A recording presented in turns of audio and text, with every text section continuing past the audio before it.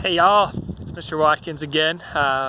Just wanted to touch base, and today we're going to talk about these things called local winds. And we talked last time, you heard from me, we heard about radiation and conduction and convection, and all that's going on again this time as well. But we're going to be relating it a little bit more to a story and to water. You guys can see my house behind me right there. That's where I live, and so hopefully you guys feel like you've got a little bit better than me. But for this story, I need you to imagine now that we're in the summer. Okay, so imagine it's beautiful, it is warm, and because it's so warm, you decide to go to the beach. Okay, and so you guys can see my beach behind me. Hopefully your beach is a little bit more beachier than mine, but we're gonna go to the beach, and we're gonna go to a beach at a really large body of water. So I want you to think about like one of the Great Lakes, or Mille Lacs, or something like that. A really large body of water has to happen here. So so we go to the beach. We get there in the morning, and I say we, but you guys don't have to worry about seeing your science teacher at the beach. That would be embarrassing, wouldn't it? Wouldn't that be embarrassing? But we get to the beach, and it's beautiful out, and so we get in the water, and so we're there, and we're swimming, and we come back onto shore, and it's 2 o'clock, 3 o'clock in the afternoon, and the sun has been beating down. It's 95 degrees outside, and we step on that sand. And what do you notice about the sand compared to the water right now in the middle of the day? That sand is hot compared to the water. So you have to jump back into the water just to cool your feet off so you don't burn those feet.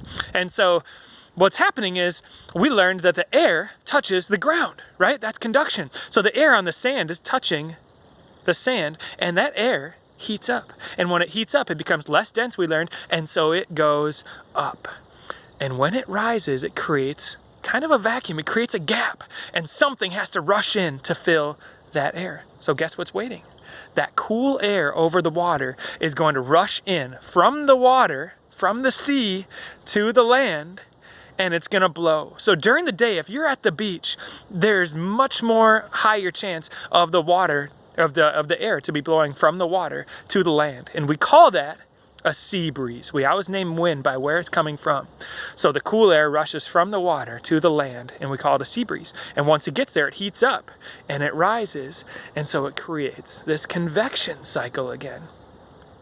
So we're swimming, and all of a sudden the sun starts to go down. And so instead of going home, you're like, hey, we got this perfectly good beach. We happen to have a tent in the car, and so we set up a tent. And we decided to camp out.